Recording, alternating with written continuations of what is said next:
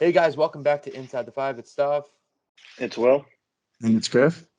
and today we're going to be recapping the 7 versus 8 play-in tournament games. We're going to be previewing the 9 versus 10 games tonight on the night of this recording, and we're going to be having a little MLB talk about the Red Sox, and we'll kind of give a little takes around the MLB. What do you guys say? Let's go. Let's do it.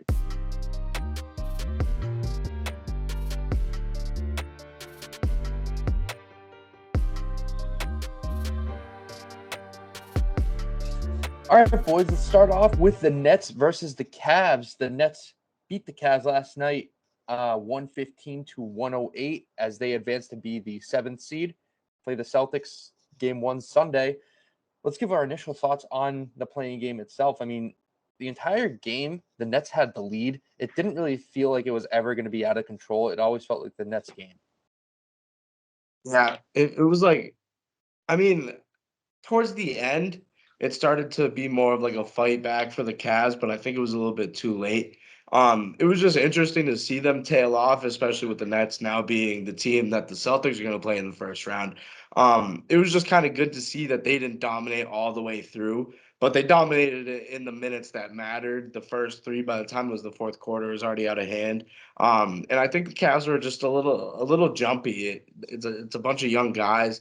It was definitely tough to get going. Rondo had a pretty good game. But yeah, I think it was just KD, Kyrie. I think the Celtics are going to have some problems with that. If you want me to give my initial thoughts on that, I think the Celtics are going to win in 5. I'll explain a little bit later when we're giving our predictions. But, I mean, my overall takeaways from the game were that the Nets defense is awful, in my opinion.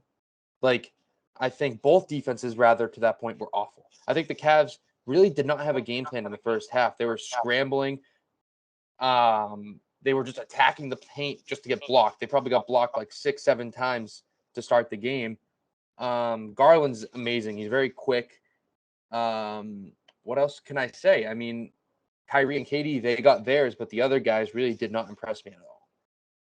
Yeah, no, I agree. I mean, I feel like we're gonna have troubles with KD and Kyrie just because it's the playoffs and I don't know, they're just the way they play in the playoffs is definitely different compared to where they play in the regular season. I mean, their defense isn't really all that. So I feel like that will definitely benefit us. I mean, it benefited us during our season series. Obviously, the last time we played them, Tatum dropped like 50 points, was it? So like we can obviously expect good things from our stars. It's going to be a good matchup, I think. Oh wait, Griff, you give your thoughts. Yeah, no, I think like looking more at the KD and Kyrie matchup, it's kind of interesting because you don't see it as the Nets beating the Celtics. Like right now, let me finish my take and then I'll fix my audio. I think it's more of if we can neutralize them, meaning that like you guys can hear me fine enough right now, right? No, yeah. Okay, sorry about well that. Enough.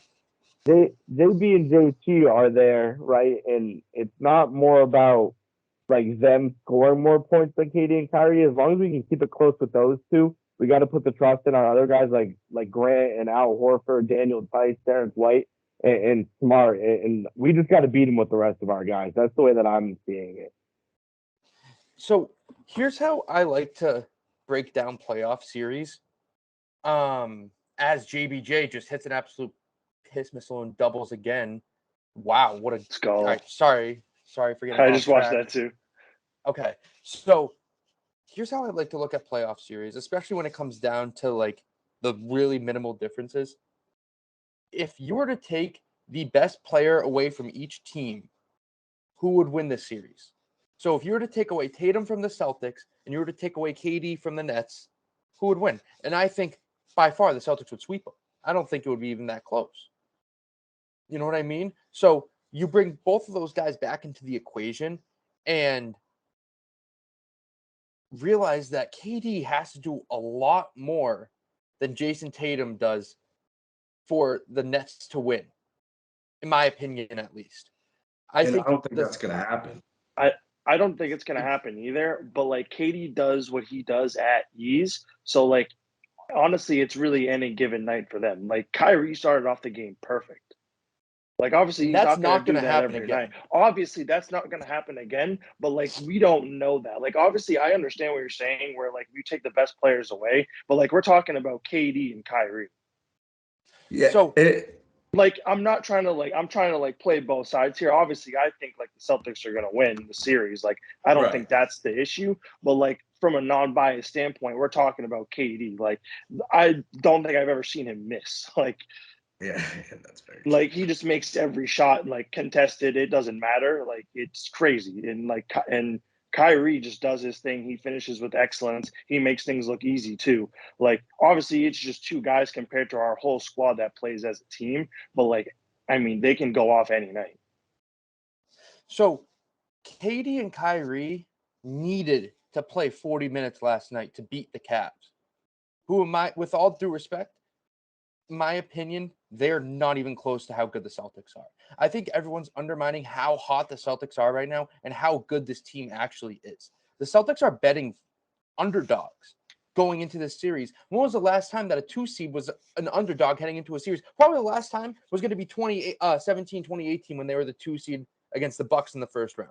That was probably the last time a 2 seed wasn't favored in the first round. And we have everybody. Like, our main, other than Rob Williams, which we know how we play without him. Like, this isn't like he got hurt yesterday and we're not going to have him. Like, we know how this team plays without Rob Williams, and he's going to return game 5 probably. That's going to be 4.5 weeks after his injury. So he's projected to come back in 3.5 weeks. He might come back even earlier. So it's not like Bruce Brown's comments yesterday really did kind of irk me. I mean, KD did kind of straighten him out, but Al Horford and Daniel Tice held their own while Rob Williams was out. And the Nets, they got theirs against the Cavs. The Cavs centers were Evan Mobley, who's young and an undersized big. I mean, Lauri Markkanen, in my opinion, is awful. Kevin Love's 35 and not a defensive center. So you go up against guys like Al Horford and Daniel Tice who are constantly in the rotation, and guys like Grant Williams who can guard on ball. You're not going to have an easy time. And if you're KD and Kyrie and you have to play 40 minutes against consistent defense, how can you expect to last an entire series in the first round?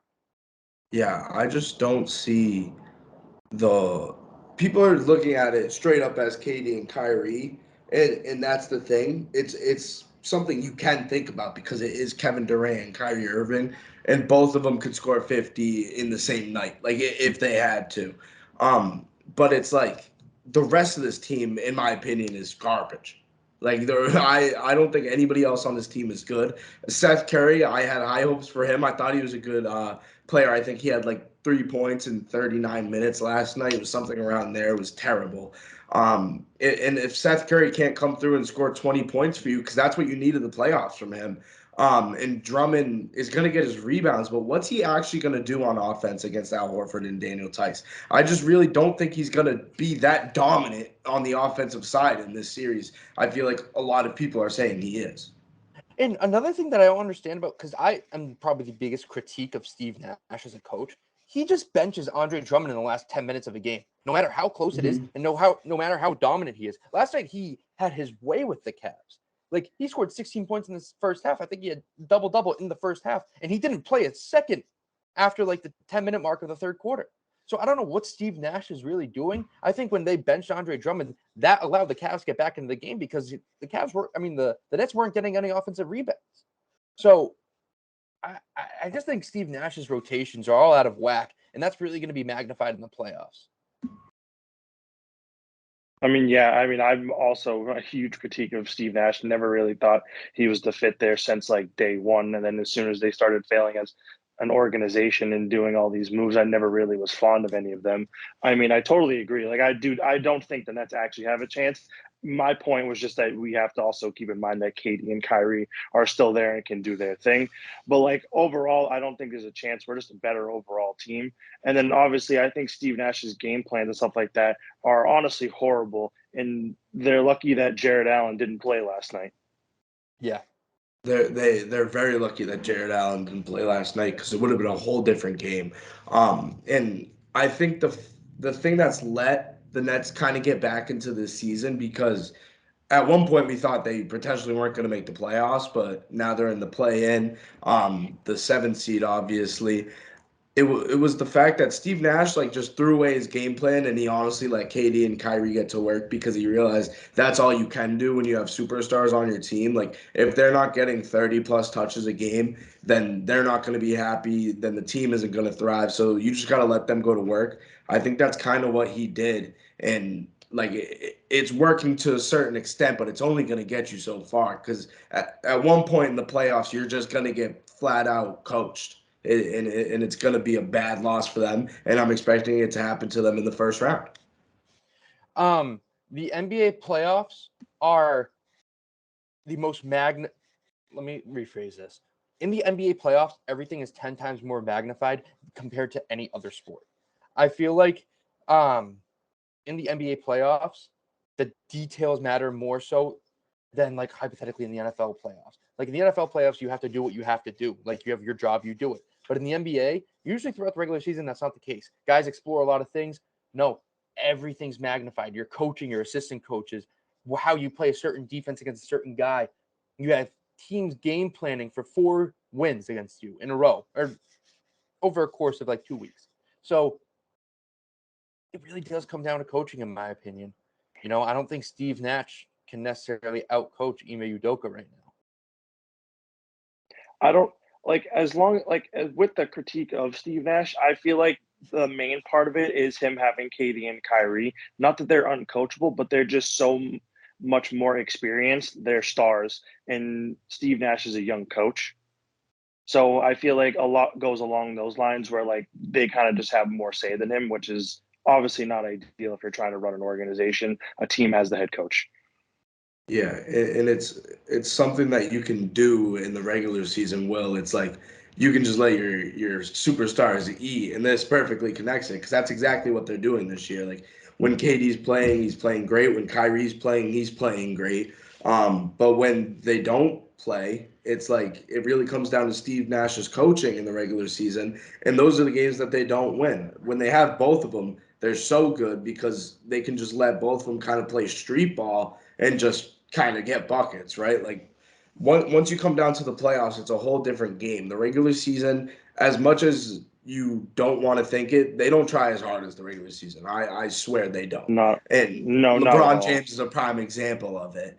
But it's true. I mean, the playoffs is a whole different beast. People, I mean, give it all they have because like last night, if the Nets lost, they only had 1 game left in the season potentially if they lost the next one too. So it's going to be a whole different beast, and I think Steve Nash is going to be humbled once again throughout this playoff run, and I don't know if he'll have a job with the Nets come next year.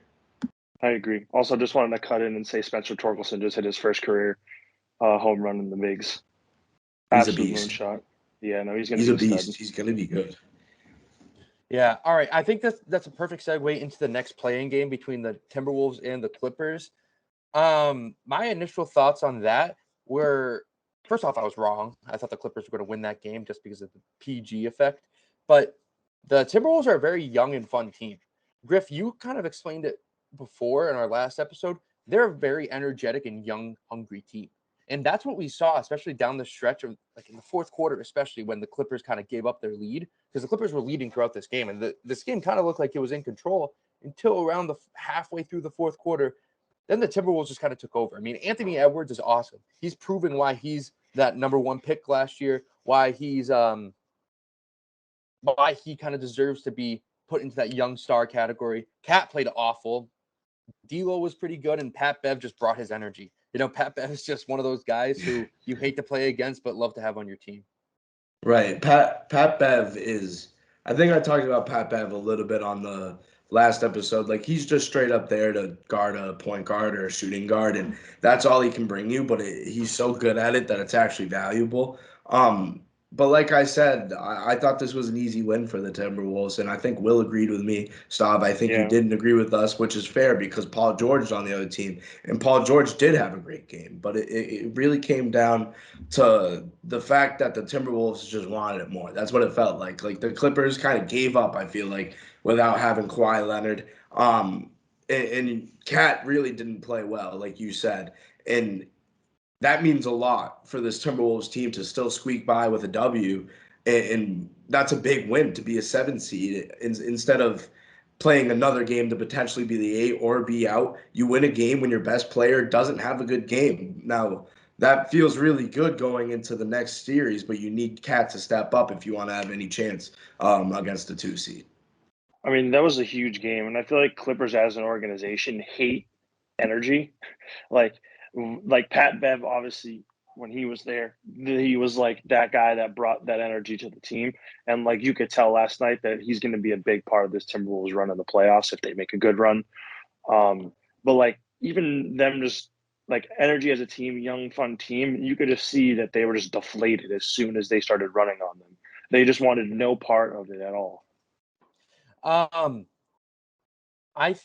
This is kind of segment like towards like the after of the game, but the Timberwolves fans and the team got a lot of critique for how they were celebrating. And first off, I just wanted to say I hate that. I think if you're a team, especially as young as they are, when Minnesota as an entire city has not had any success at all in any of their major sports. You know, you talk about the Twins, they haven't won a playoff game in 17 years. You talk about the Vikings, who got their heart ripped out by the Eagles in 2017. That's their most recent success. The Minnesota Wild, Minnesota is known as a hockey town, and they suck. Who am I forgetting? And the Timberwolves. The Timberwolves haven't won a playoff series since what? Like the mid 2000s? Like not even like last that, probably KG. So go ahead and celebrate. Like if you're a sports fan, what are you going to be serious for? You know what I mean? It's like, oh, we have to worry about the next round. What do you mean we? Like celebrate, bro. Your team won. Your team's in the playoffs. What's the whole point of being a sports fan is so you could see your team in the playoffs. All you want is a chance. And the Timberwolves players were excited, and the organization was excited, and the fans were excited, as they should be. They were celebrating like they won an NBA championship. Good. They're on the track. At least they can say they're competing for one. In the past, they haven't even been able to say that. So I'm curious to hear what you guys have to say about like everyone saying be serious and focus. Like if I'm a fan, why the hell do I have to focus? I'm going to be happy. Honestly, go for it, Will. I was like, honestly, I think it's kind of ridiculous because the play-in tournament is meant for teams like this. Like, yes, they're technically without the play-in. They're a team that's already in the playoffs. They have every right to celebrate. I mean, they were already technically in without the play-in. They won. They made their way. They're officially in the playoffs. A team like this is something that like the play-in is supposed to be like. Like you're supposed to see a team who's competitive, who's good, but like they're trying to like obviously they're trying to expand somehow with this play-in. Like I don't know. I still think it's kind of questionable to begin with, but we all talk about is the teams that like, oh, can they squeak into the play-in, like the Nets or like the Lakers? I don't want to talk about any of them anymore, but like I feel like that's all like we're like, oh, can they squeeze into the play-in? And we're talking about like solid teams that have made runs in the playoffs before and like teams that should be better. Like this is a team that like hasn't done this in a long time, and they deserve to have this reaction 100%. Yeah, and I'm gonna be 100% here. We all agree on this topic, which I think this is a topic that either of us could have been on that either side. But this is a big win. This is a big win for the Timberwolves, for Minnesota, for I mean that whole area of sports. Like this is a big deal. This is a young team, and they're not progressed all the way that they could be with Anthony Edwards, who's probably going to be their best player in a couple of years. I honestly think he has the potential to be better than Karl Anthony Towns and be an all-star starter and player, like maybe on the fringe of superstar. Like I'm thinking of Anthony Edwards of like I don't really know what to compare him to, like a young Dame Lillard. Like that's who like I think he has the potential to really come through and be one of those guys that's a superstar on a low market team. And I mean, even though Minnesota's a bigger area, I'd say it's a low market team. He has the potential to be that. He's not that right now. This is a big win. This is kind of like the first year of maybe a string of playoff runs for Minnesota. And I think next year they won't be in the plan. They'll be at least a 6 seed. I agree. And I think, I mean, in my preseason predictions, I did have them making the playoffs. I think they have a really good young core between D'Lo, Cat, Anthony Edwards, and Pat Bev complements them perfectly. I think he's a great leader, and he spoke facts on the JJ Redick podcast. I don't know if you guys ever listened to that, like his interview, but he's like, every single team I've ever been on has made the playoffs. And I don't want to say he's the clear like X factor in that, But this year, last year, the Timberwolves didn't make the playoffs. They didn't really make crazy moves other than just develop their players, but they brought Pat Bev aboard. And he is just so scrappy. He reminds me of like a louder Marcus Smart. You know what I mean? Someone who's going to let you know. And he was probably the lead catalyst of them celebrating. And he beat his former team. I mean, that's what the beauty of sports is. It's a big win for Pat Bev.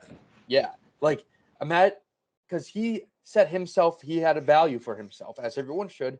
He's a defensive first team, like, lock most years. Like a great defender, one of the most known people in the NBA, if that makes sense. But the Clippers was like, yeah, we'll let you walk. We don't need you. And now look at this. Like, if I'm Pat Bev, this is like one of the greatest. This is like an NBA championship for my personal ego. Yeah, I mean, I think this is the first big W for the play-in. Like, as a whole, like getting good recognition out of the play-in as a team, and a team that can be lethal in the playoffs potentially. And Griff, getting back to Anthony Edwards, I think he reminds me more like a Baron Davis. I can see that. Yeah. Good shout. Yeah, that's a good one. That's a good one. And he's just so bouncy. He's so athletic. He's an exciting guy to watch, right? And he can really do it all on the court. And I think that one day they're gonna have enough to like potentially make a finals, not a finals run, but a conference finals run, and be like that team. Like, what if they had one more piece? I feel like that's a team that they could be kind of like when the Atlanta Hawks were like a 1 seed and just got absolutely destroyed by the Cavs. I think that's like the potential they have to sneak in as like a 2 seed or a 1 seed on an off year and make a little run and then just fall short. Like it's like that's not like the best scenario, but it's a pretty good scenario for Anthony Edwards. It would mean he's a pretty good player. But that's the way that I see these Timberwolves going. And I think Karl Anthony Towns is going to be a Timberwolf for his whole career. A lot of talks of him coming to Boston, but I don't think he's ever going to leave. I don't know why. I just feel like he just loves being there. Yeah, I agree. I think we hit kind of the head of the nail here. But looking ahead a little bit, we gave our 2-7 predictions for the Celtics and the Nets. Let's give our 2-7 predictions here for the Grizzlies and Timberwolves, because I feel like this is a very underrated matchup. I feel like this is going to be a great series. I think both teams kind of complement each other very well. This reminds me of, how do I phrase this? The Timberwolves now remind me of what the Grizzlies were in the 2010s. Kind of like that young, scrappy team who's going to give you a run for your like the grit and grind Grizzlies. I think the Timberwolves now are like one of those teams who you don't want to see them. Like, they get hot and they kind of they remind me of the Bengals as well. I'm just kind of comparing them to everyone. But it's like, don't let them think that they can win. Because once they have that confidence, they're just going to be up here, and it's going to be hard to stop these guys. Like, if D'Lo is playing like he was on the Nets, and even like he was last night we're recording this on Wednesday, so Tuesday night, if you let Anthony Edwards do his thing, never mind Cat, who's the best player on that team, like, they don't let them think they can win. If you're the Grizzlies, you got to hit them hard early.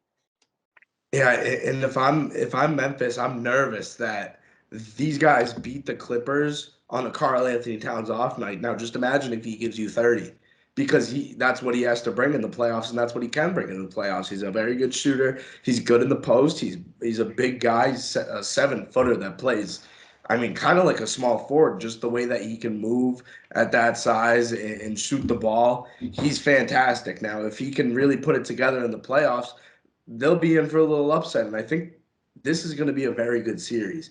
It's going to be a 2-7, but I don't think it's going to be played like a 2-7. I think it's going to be played more like a 4-5, where Memphis is the 4 and Minnesota's the 5. I think Minnesota's legit. I think they're a very good team, and they're one of those sneaky teams in the playoffs that can pull off an upset. I think it's very doable.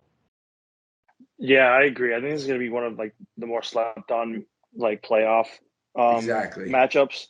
It's going to be a really good game. This Timberwolves team reminds me of, like, I think a few years back when they were like really good and like we thought they were going to make a real run. I don't think they ended up making the playoffs that year. I think they fell off like shortly after the All-Star break, or they barely squeaked in, something like that. And like everyone had high hopes for them. It was like Cat's earlier years on the team with Wiggins.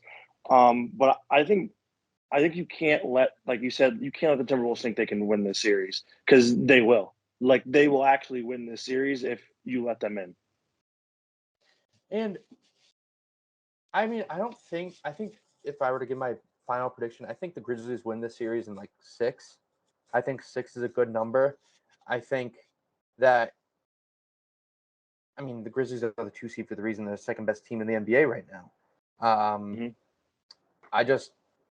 I think the Timberwolves have a really bright future. I don't think that they can necessarily win anything right now, which is why I justify them celebrating like they won the NBA Finals after the play-in win. But they're going to give the Grizzlies a run for their money, and if I was the Grizzlies, I'd probably want the Clippers over Minnesota. I mean, granted, seeding and all, but that's an easier matchup. I think the Timberwolves are better than a play-in team, if that makes sense. Yeah, I mean, it's just the fact that they play hard. They run up and down the court. They're young. They're fun. They're exciting. I mean, it's good when you get that stamp of approval from me. I really enjoy watching this team play. And if you enjoy watching a team play, then they've got to be pretty good, right? I agree with this 6-game series, Mark. I think Memphis pulls it out as well. But I think the Timberwolves give them a little run for their money, and it's going to be a tough one. Maybe tire them down going into the next round and then having to play a Golden State or a Denver. And I don't think Memphis has the ability to get past this kind of difficult run that they have to make to get to the Western Conference Finals. I don't think they're going to make it. Yeah, I mean, we could probably dissect each matchup when everything's formed. Yeah. And because our next recording will be after the weekend on Patriots Day on Monday, which is great. But I'm really excited. You know, every single matchup this year, I think, has potential to go 7 games. You know, even the 1 versus 8 in both conferences. I mean, besides maybe the Phoenix series, I think Phoenix is probably going to sweep whoever that they face. But yeah. I think every other matchup is going to kind of formulate to be a really tough series for whoever. So I think that's a good ending point, and I kind of want to start talking about the MLB while the Red Sox are still on. And how about the Sox, man? I mean, at the time of this recording, they're up 9-4 on the Tigers. The offense seemed asleep probably for the second half of the entire week. You know, Monday, when we recorded, we said that we were probably going to sweep Detroit. We ended up losing that game after Javi Baez nuke. But around halfway through the game yesterday, something clicked, and the offense just started to hit. And that's what we love to see. We've said, like, throughout our preseason predictions that the Red Sox will go as far as their offense takes them. And starting to see guys like Kike get major hits. He has 3 doubles and a home run in the last 2 games. Jackie Bradley Jr. has 2 doubles and a few RBIs today. You know, JD's hit. Everyone's hitting. And what do we think, boys? We think this is going to stay, this little hot streak? Yes. I don't know. I don't know why I'm thinking it. Usually, I'm not a guy that gets too excited off 1 or 2 days, but this is what we're expecting from the Red Sox. This is what they were supposed to bring us from the start of the season, and they didn't really have it for the Yankees series. They needed to turn it on at some point, and they found it. Something clicked. I don't know what it was, but something clicked, and now the bats are going, the offense is moving, and that's the best part of this is the best part of our team. And we are a good playoff team. This is the best part of our team is our offense. We're a team that's supposed to be scoring 5 runs a game. And we are now. And I don't think it's going to slow down for a while. I don't know if it's going to slow down the whole year. I think this might be one of those years. I don't know. I don't know. This is my early season prediction. My reasoning behind I think this little hot streak is going to continue, JBJ is hitting the ball. Yeah. We've seen it before. When he's hitting the ball, the team And I'm surprised. I'm surprised. I am too. I mean, like, I got back from class, I put the game on, and I see JBJ hit a just great overall hit. I think got a double on it earlier on in the episode. Yeah. I mean, that's something that you want to see. I mean, like I said this earlier on a few episodes ago. I mean, JBJ is our whole offensively. Defensively, he's great. But, like, we need his bat, like, at his best. I know he wasn't the best hitter last year. He never really, like, was. But, like, in the past when he's been with us, he's had those runs where he's been amazing. And that's something that I would love to see come back. I 100% agree, and I think everyone, like Red Sox fans as a whole and MLB fans, thought, all right, this Red Sox team 1-6, they have great players, but then 7, 8, 9 is where this lineup kind of falls out. And if 7, 8, 9 are producing for this team, it's really hard to stop anyone who can bat 1-9. But when the holes in your lineup are kind of stepping up, and the bottom half of the lineup's like producing, allowing guys like Kike to get RBIs and Devers after that, it's a great sight to see. Story had his first RBI today, and it's just the confidence thing. I'm a firm believer in hitting. I mean, baseball is an analytics game, but hitting's contagious. I don't care what stats say. Hitting is contagious. And if guys, like especially 7, 8, 9 are hitting, then the top half of the lineup has ultimate confidence. Like, all right, if these guys are hitting, I don't want to drop down the order. I want to help my teammates out. I want to get them in. I want to, So it's great to see everyone hitting. Yeah, and I'm very happy about it. One thing that I've been wondering throughout this whole run, and I love Alex Cora. I think he's a great manager. I've been a little confused about having Devers batting second, right? And Kike going on a little stretch of, not getting a hit for like the first 3 or 4 games really didn't help Rafi with his numbers. I'm kind of interested to see like what you guys are thinking. I could see Devers fitting into a 4 slot, and I kind of like JD at 5. I don't really know who would fit in at 2. I know we have Story batting second when we face a righty, but I just really base hit. I want to see Devers bat a little later in the top of the lineup, like 3, 4. I'm not a big fan of him at 2. I don't know why. Do you guys agree or no? I don't I get agree. I was going to Will, say, you go first. I like the strategy behind playing, like giving our lineup like as effective as it is against either righties or lefties. But like, I feel like that's such a confidence like loser. Like, I feel like if you want Story to be the star player that we sign, we can't have him batting second one night and then sixth another night. Like, obviously he knows his weak points in his game and stuff like that. But like you said, Griff, I feel like I could see Devers coming in at 4th, and I would like to see someone on the downwards of the 4, 5, 6 kind of like be the anchor, someone to get 7, 8, 9 on fire, someone to just boost their confidence. You know what I mean? Like, I feel like that's just as important as making an adjustment to have Story bat second or 6th. Like, yeah, you want to see Story be 6 and hopefully give 7, 8, 9 a boost. But I mean, what about himself?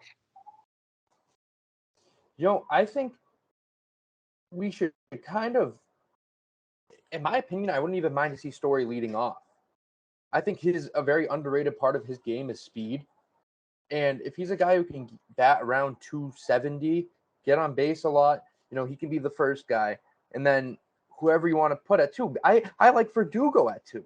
If you want to go alternate righties and lefties, then you put here, like off the top of my head, a great lineup, in my opinion, would be Story, Verdugo, Bogarts, JD, Rafi. And then Kike.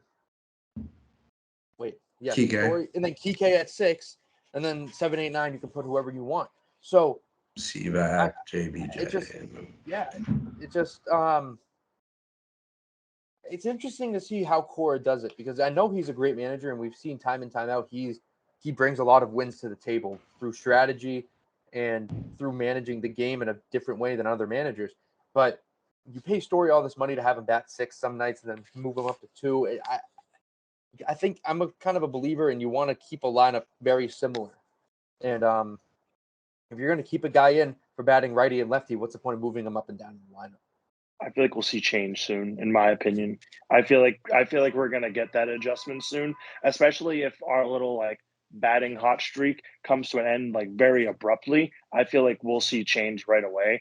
I mean, obviously, it's the beginning of the season. We're going to be experimenting with a few things, but obviously, if we can't keep the bats rolling like we had the past couple of days, and it just stops, let's say in a couple of days, I don't. Especially during the home stretch, we want to. Those are key games.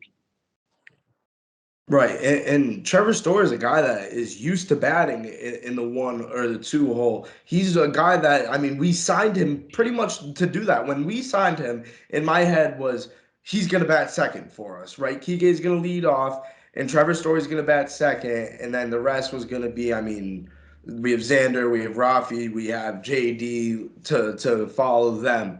But I really thought Story was going to be a top of the order guy. I feel like he's comfortable there because he's been doing it for years with the Rockies, and he's been proven. That's the reason we signed him. We signed him for his speed. Why not have him in that part of the lineup that really relies on speed, and speed helps us out the most there, so our RBI machines can have somebody on base. It just really doesn't make sense to me. And I think you're right. We're going to see some change soon, and I think it's going to benefit Trevor Story a lot. And I think this is a great segment point into the rest of the league, because if we want to talk about strong lineups, we got to talk about the Blue Jays. You know, they are everything that we said that they were. Like, the offense is going to be great. The defense is going to be great. Their starters are pretty good. And then the relievers come in and blow it. And we've seen a lot of blown leads so far around the MLB. I mean, if you want to talk about the opening series, the Rangers versus the Blue Jays, which I think are two very good teams. Both teams blew a lead in that series of over 5 runs, which we usually don't see in the same series. Opening day, the Rangers blew a 7-run lead, which is almost unheard of. And then the Blue Jays blew a 5-run lead in game 3 of that series. So the Blue Jays, if they want to make a run now, they got to add some relievers, in my opinion, because that's something that will stay. That's something that will continue to haunt you. So I'm curious to hear what you guys kind of have to say about what the Blue Jays are right now. I mean, I feel like Alek Manoah shined a bright light for them in terms of their hitting. I don't know, just their pitching is really going to take them as far as, like, their hitting is obviously good, but their pitching is really going to take them as far as their pitching goes. Like, that's their season right there. It's really, we know what we're going to get from the hitters of the Toronto Blue Jays. They're electric, and honestly, their defense is very good too. They play very good in the field. It's just about their pitchers letting up a lot of contact, a lot of hits, and that's, I mean, obviously the weak spot in their team, and it's what's going to hold them down throughout the whole year. It's going to be their Achilles heel. They need to make moves. They literally need to make moves. I see them falling behind because you can't keep the bats hot for a whole year. I mean, that hot. Like, they saw it yesterday when they lost to the Yankees. I don't think they put up a run. If anything, they put up one late because I was watching that game. If you can only put up 1 to 2 runs and you're the Blue Jays offense, it's an automatic loss because your pitchers are giving up way too many runs a game, and you can't rely on the bats to be that hot throughout the whole season and postseason. No, I 100% agree. I think their defense, though, is a very bright spot. You know, every single guy who's in that field was making plays. I mean, I don't want to say like every single play, obviously, but we saw Teoscar Hernandez make it a great play in the right.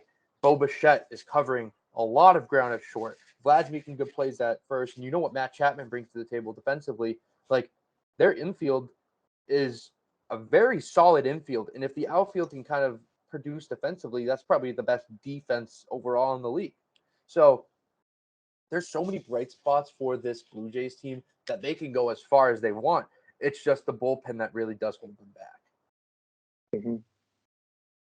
And it's something that is going to hold them back too much because you're playing in a tough division in the AL East where you have the Yankees, the Rays, and the Red Sox, and the Orioles, who actually suck. So we're going to leave them out of this. They're not actually in the AL East. They're not real. You can't struggle that hard. And the Red Sox bullpen isn't that great either. But in my opinion, it's better than the Blue Jays, and it's going to be the difference between us and them throughout this whole run. I agree. And there's still room for them to improve, in my opinion. I mean, the trade deadline is a thing for a reason. And we'll kind of talk. I want to talk about some of the stars around the league as well. Starting off with the MVPs, Ohtani and Harper, they're both off to very slow starts. So Ohtani is like 2 of 14 to start the year with a ton of strikeouts, and Harper's 1 of 11 to start the year with like 5 strikeouts as well. So, excuse me, this season, it's a long season, but you kind of want to see some of your better players get off to hotter starts. And I mean, of course, I drafted Shohei Ohtani first overall in our fantasy league, and he hasn't really produced much. But Ohtani's a weird situation because he can still be very good pitching, But if he's not producing like with the bats, it's not the end of the world for that guy. But Bryce Harper, on the other hand, that Phillies lineup is so weak defensively that they need him to produce offensively to make up for what they're lacking on the other side of the ball. Right. And with Ohtani, it's like if he's doing great on the mound and he's not doing good hitting, then you're right. It's like he's still playing good, but he's not playing good to what the team needs. They need Ohtani to fill into that 2 or 3 slot and have a lot of hits, have a lot of RBIs, even on the days that he is pitching. So when he's not producing the bat, you're losing a lot on that offense because he is number 1 or number 2 in level of importance for the Angels. Now, Bryce Harper, if he's not hitting, the Phillies are screwed. Like the Phillies, they have no chance because they can't really do anything else. They have other bats on their team. That's the bright spot. If you can move Bryce Harper down, first off, it would be a big hit to his ego. So it depends on how he responds to that because he's a guy with a big ego. If he can really put those things together and realize that he's been here, he's done this, and he starts to get back to production, they're going to be an exciting team when they're on offense. I mean, agree. like I agree for them. I agree for the most part. I mean, they're hitting. They have added some new guys along of Schwarber and Castellanos, which is a big thing. I feel like he needs to kind of find his groove within the lineup. But I mean, I feel like we're discrediting their pitching a little bit. They like Zach Wheeler's on that team. They also have Aaron Nola. They also have a few other guys who are like low key, but they're still pretty good and they can perform on a night to night basis. They're not any. The rest of their guys aren't like too crazy, but I feel like that can really help them out a little bit. And I feel like they're just still even a solid overall team. Obviously, having Bryce Harper get like 2 hits a night is huge for them because like he can do that. Like he can get Right. 2 to 3 hits a night easy. And I just like obviously that helps them out a tremendous amount, especially having Castellanos and Schwarber as well. Like I feel like if once he finds that groove with all of them, I feel like they're going to be very, very dangerous. Yeah, and if you want to talk about finding grooves, how about what happened with Clayton Kershaw? I mean, today at the time of this recording, Wednesday, Kershaw went 7 perfect innings for the Dodgers and got pulled out of the game with only 80 pitches. I hate that so much. I don't care what point of the season it is. Clayton Kershaw, he had the chance to become the 24th pitcher in MLB history to throw a perfect game. And that's something that can create a ton of momentum for your team. You know, you pull a guy who was throwing a perfect game. Like, I'd understand one thing if he had a ton of pitches, like if he had 100 pitches through 7 or whatever. But no, he didn't. He had 80. He's on pace to get to 100 after 9. So it's just very frustrating, in my opinion. If I'm Clayton Kershaw, I'm like demanding a trade. It's Dumb decision. It's so dumb. It's Clayton Kershaw, and in my opinion, he doesn't have a lot of years left in production, like compared to what he's been doing. He's kind of fallen off in his career. He's getting old, and he's out here. He throws 7 perfect innings. He had 13 Ks in those 7 innings.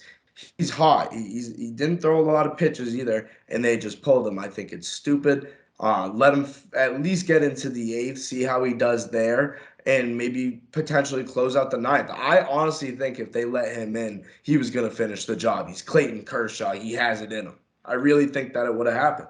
Mm-hmm. I agree. And then speaking of another pitcher who also went off, who didn't have the best season last year, Jesus Lizardo, who got traded for Starling Marte late in that season from the Athletics. He pitched 5 innings and had 12 Ks. They pulled him because of pitch restriction early on in the season because of what has happened also the last few years. I just want to shine some light there because he was one of baseball's top prospects 2 years ago. Mm-hmm. I like to see a lot of strikeouts. I like strikeouts. It's Like good 12 like Ks when there's double-digit nuts. strikeouts. It makes you feel like, wow, like no matter what, like these guys didn't hit them. Like you could have 5 hits and 12 Ks, and I wouldn't care about the 5 hits. If you have double-digit Ks, that's an impressive performance. That's 12 people that missed on 3 pitches. That's very impressive. Yeah. It looks great too. You know, double-digit strikeouts. I feel like 9 strikeouts looks a whole lot worse than 10 strikeouts. Yeah, but like, it really does. It's funny. I like to say like the difference between 9 and 10 strikeouts is so much more than the difference of 10 and 11. Like, it just looks so much better when you have double-digit strikeouts because that's kind of like the bar for a great outing. You literally struck out, like, that's a lineup. You struck out 9 batters. They only bat 9 people. Now, you didn't strike out every single one, but you struck out 9. It's still a lot, but 10 does seem like a lot more. And I think it's just a mental thing because you think of double digits, it's just a whole different area of numbers. So mental wise, it's insane. I want to see. It's weird. There's a lot of teams this year that are relying on bats. There's a lot of teams this year that are relying on defense. And I feel like in past years, it's been based off trends. Like one year, it's like the year of the home run. Like everyone's hitting home runs. Everybody's getting a lot of runs. And then another year, it's like games are ending in 2-0, 1-2, 1-0. This year, it's kind of a mix. There's teams that are relying so heavily on defense that have a bad offense, and they're playing against teams that are the opposite of them. I'm interested. I feel like this year is kind of the year. It's like, what's the next trend going to be? Is defense going to be more important? Is offense is more important? And how the analytics break that down. It's going to be cool to see. I'm excited for this year. I think it's going to be a very fun year to figure a lot of things out. Yeah, and I think that's a good stopping point for today's episode. Any final comments for the next few series for the Red Sox? I hope coming up. I hope that the ambulance that was driving by saves the day. First off, a heroic performance. Everybody listen to that. You can't be mad at that. They're doing their job. Stav lives in Boston. What are you gonna do? Yeah, I'm also on the 11th floor with all my windows closed. It's impossible to keep out the noise here, people. No, but the Sox, what I want from them, and I might be asking for too much, but I want dominance. I want to see the bats absolutely moving. I want to see every single pitcher that's coming up. I want to see them be scared to play the Boston Red Sox because they should be. And I think the bullpen will do a good job if we just get a little bit of momentum with the bats. It's going to take a lot of pressure off of our pitchers, and it's going to lead to a lot of success. So I want to see the bats just absolutely dominate throughout the next couple of the series. Yeah, I'm with that. With that as well. I want to sweep. I want to see Correa go home crying. That's priority. Yes, that would be awesome. Yes, and we will be there on Saturday, me and Stav, for City Connect Day. But we hope you guys enjoyed. Right? We're all done. We hope you guys enjoyed. We will catch you on Tuesday of next week after the Red Sox sweep the Minnesota Twins. We will see you later, and peace. Peace.